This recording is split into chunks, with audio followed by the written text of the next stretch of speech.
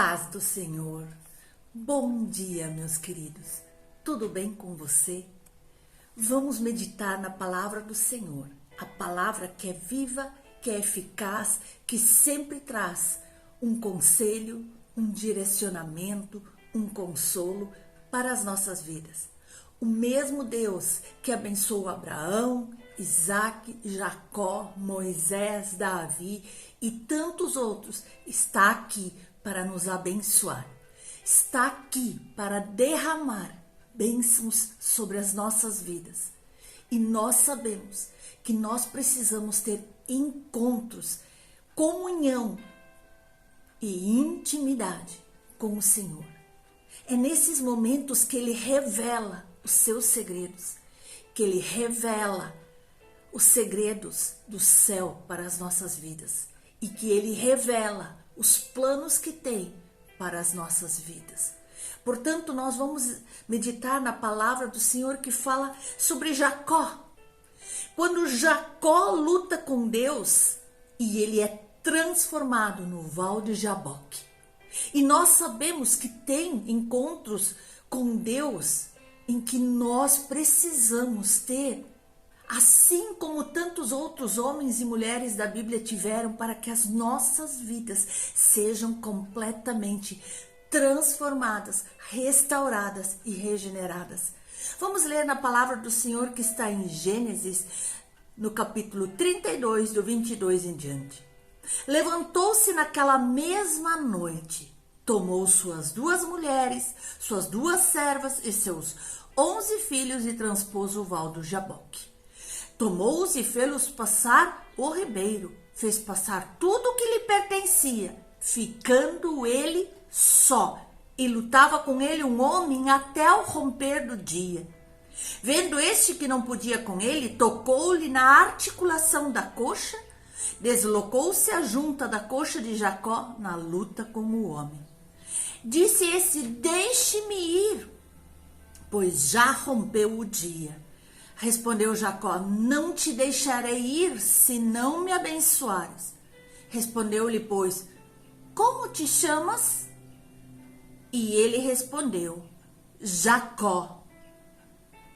Então disse: já não te chamarás Jacó, e sim Israel, pois como príncipe lutaste com Deus e com os homens e o prevaleceste. Tornou Jacó: dize, rogo-te, como te chama? Respondeu ele: por que me perguntas pelo meu nome? E o abençoou ali.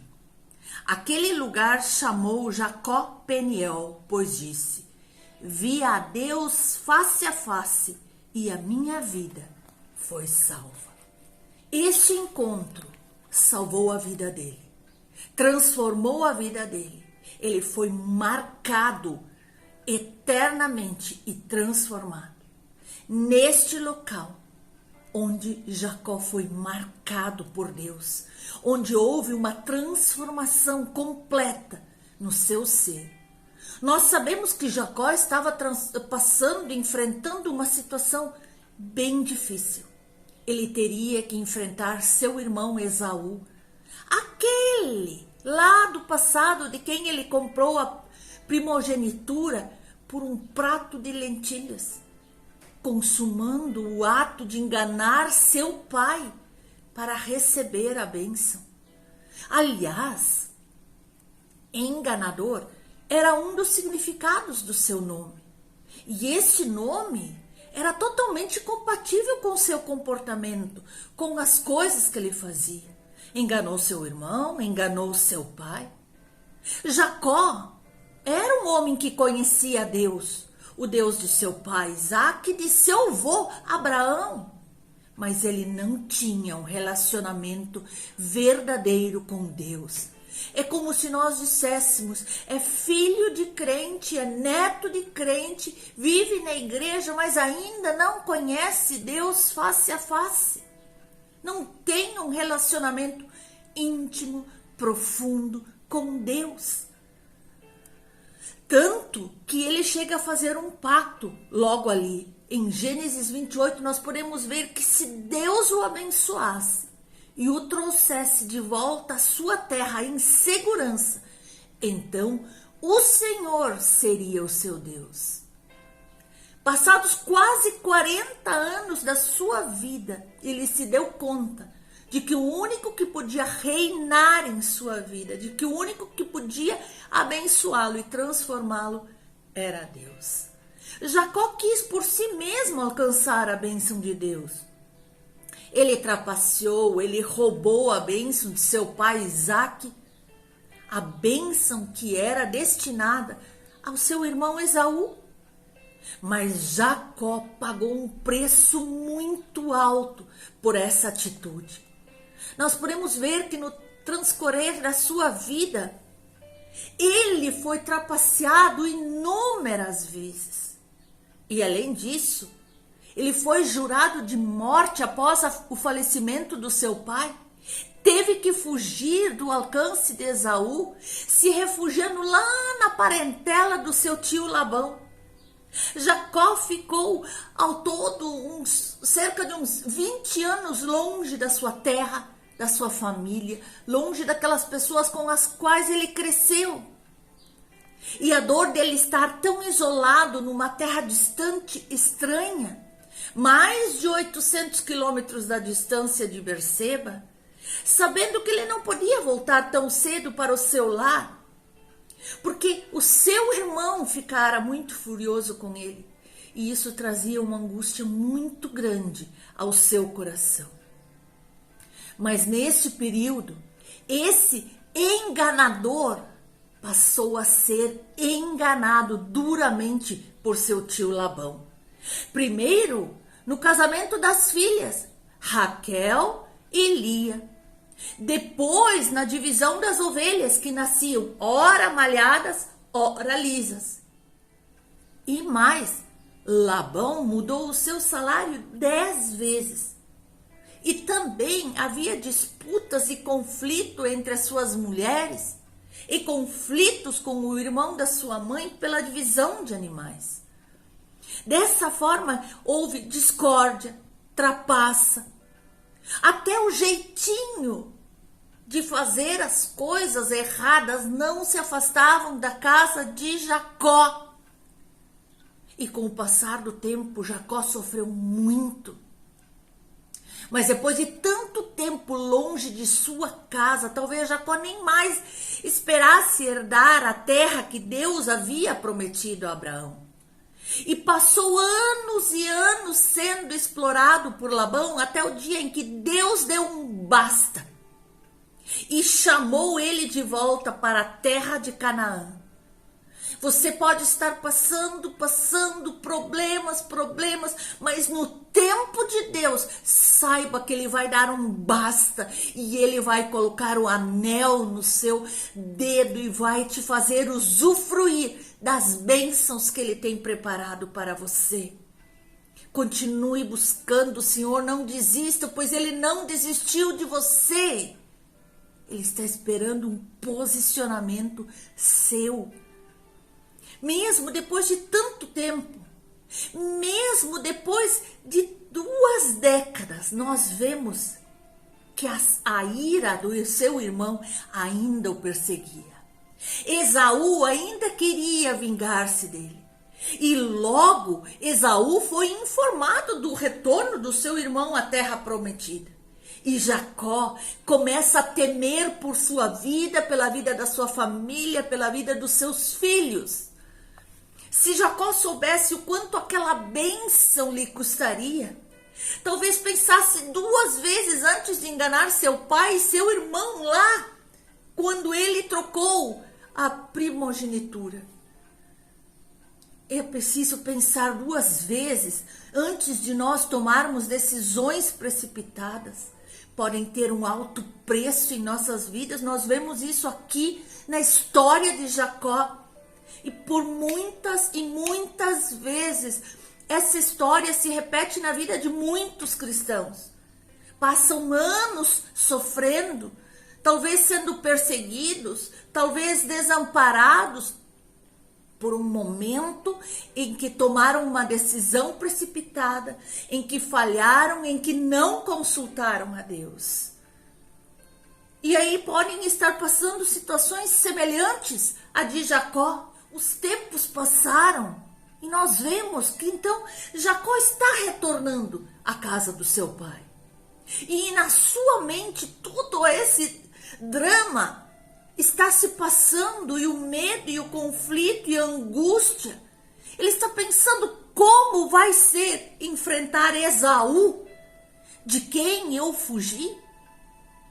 Mas Deus tinha mais para Jacó do que somente fazê-lo encontrar novamente com seu irmão irado. Deus queria encontrá-lo. Era Deus que queria encontrá-lo, ter um confronto com ele, ter um encontro com ele e mudar a sua história. Aleluia! E neste momento, Jacó obedece à voz de Deus e vai. E à medida em que ele caminha em direção à terra dos seus pais, ele envia mensageiros à sua frente, levando presentes ao seu irmão. A caravana dele chega ao Val de Jaboque, e neste lugar Jacó manda que a sua família e tudo aquilo que ele tinha trazido passe o ribeiro, mas ele fica sozinho. De repente aparece um homem desconhecido e ele luta com esse homem durante toda a noite. Quando o homem percebe que não conseguiria vencê-lo, toca na juntura da coxa de Jacó e a desloca. O homem pede que Jacó o libere, mas Jacó diz que só o soltará se receber a sua bênção. Então, esse homem muda o seu nome de Jacó, o enganador, para Israel, o príncipe que lutou contra os homens, contra Deus e prevaleceu. Esse misterioso homem, que estudiosos dizem ser a tipificação de Jesus, muda completamente toda a condenação que havia sobre a vida de Jacó.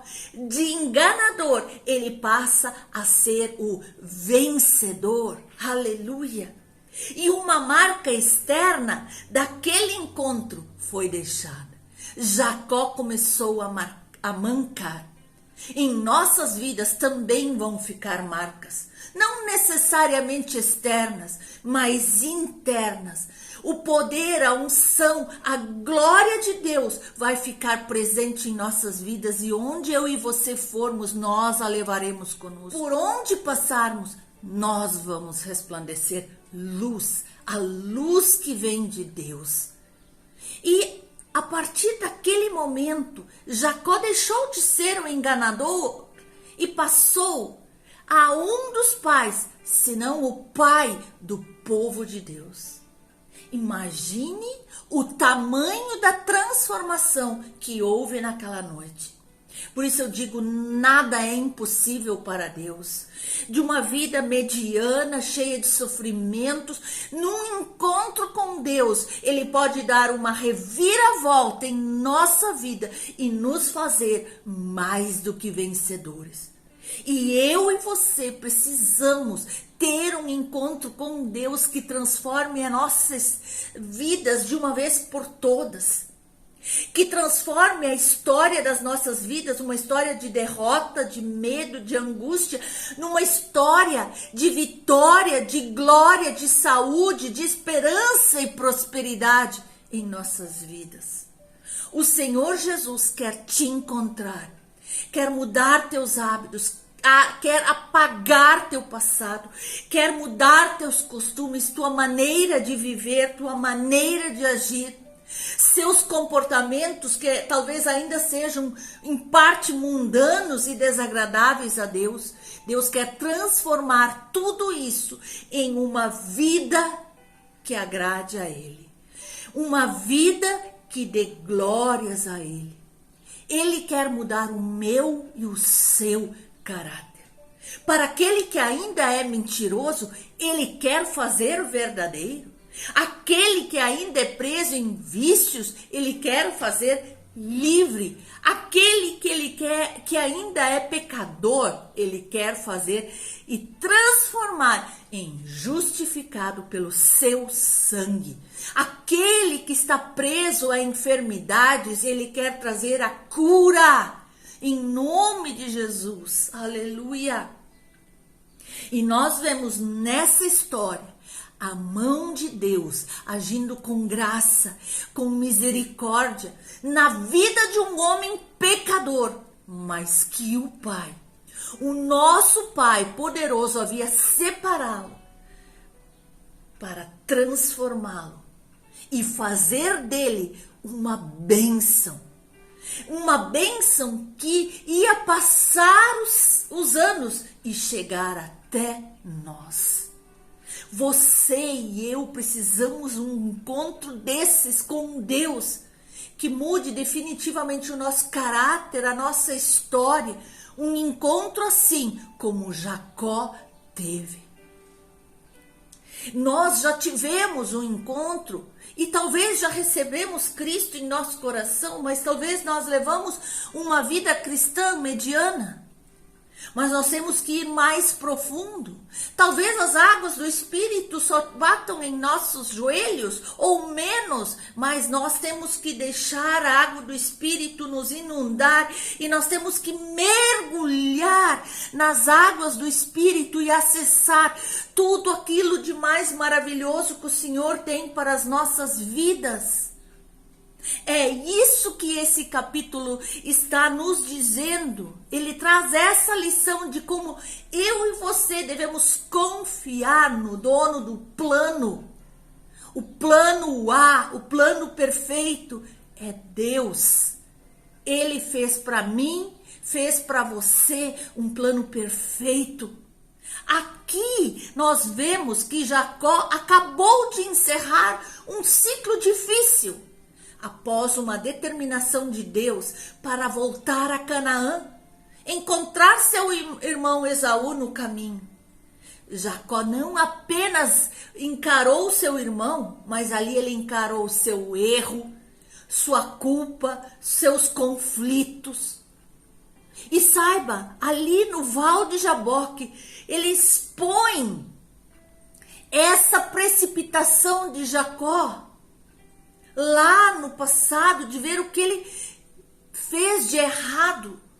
Deus fez com que ele tivesse consciência daquilo que ele fizera, lhe deu entendimento, lhe deu discernimento de que apenas Deus o poderia abençoar.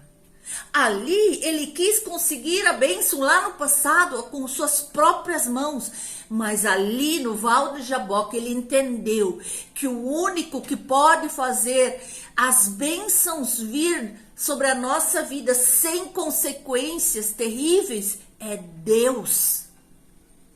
Uma vez ele enganou seu pai, se aproveitou do seu irmão para receber a bênção da primogenitura. Mesmo Deus já havendo revelado à sua mãe que ele é quem lideraria o povo. Mas ele quis apressar os planos de Deus e fazer as coisas do seu jeito. E aqui nós entendemos. Deus está trazendo a revelação de que não é assim. De que quem tem o comando de tudo em suas mãos é o próprio Deus. E nós percebemos quão amargas foram as consequências dessa precipitação. Um sogro enganador e aproveitador, um irmão irado, sofreu medo, angústia, sofrimento. Mas neste momento, Jacó havia descoberto que a bênção que ele precisaria não poderia ser roubada. Ela precisaria ser concedida pelo próprio Deus. E então nessa teofania, Deus o abençoa, finalmente muda sua identidade de enganador para príncipe de Deus. E não seria mais lembrado por uma bênção roubada, mas agora seria lembrado por uma bênção concedida por Deus. Com isso, nós aprendemos que Deus, o dono do plano, o dono da nossa vida, é quem o executará. Nosso trabalho é apenas descansar e esperar. Nós vemos que depois houve o encontro de Esaú e Jacó. Nós vemos ali no capítulo 33 que os dois se encontraram. Mas aquilo tudo que Jacó temia não aconteceu, porque nós vemos no 33, no versículo 4, então Esaú correu-lhe ao encontro e o abraçou, arrojou-se-lhe ao pescoço e o beijou, e choraram. Ali fizeram as pazes, e a vida dos dois passou a ter paz, porque houve a mão de Deus agindo em toda a situação. Por isso eu e você precisamos ter consciência nesse dia que somente do céu virá a bênção para as nossas vidas. Nós precisamos orar, jejuar, meditar, louvar ao Senhor, mas a última palavra é de Deus. Nunca tomemos precipitadamente nossas decisões. Nunca tentemos fazer tudo na força do nosso braço. Se Deus diz, espere, confie, descansa. O Senhor está trabalhando para te dar um futuro perfeito, de paz, prosperidade e esperança. Deus abençoe você, em nome de Jesus.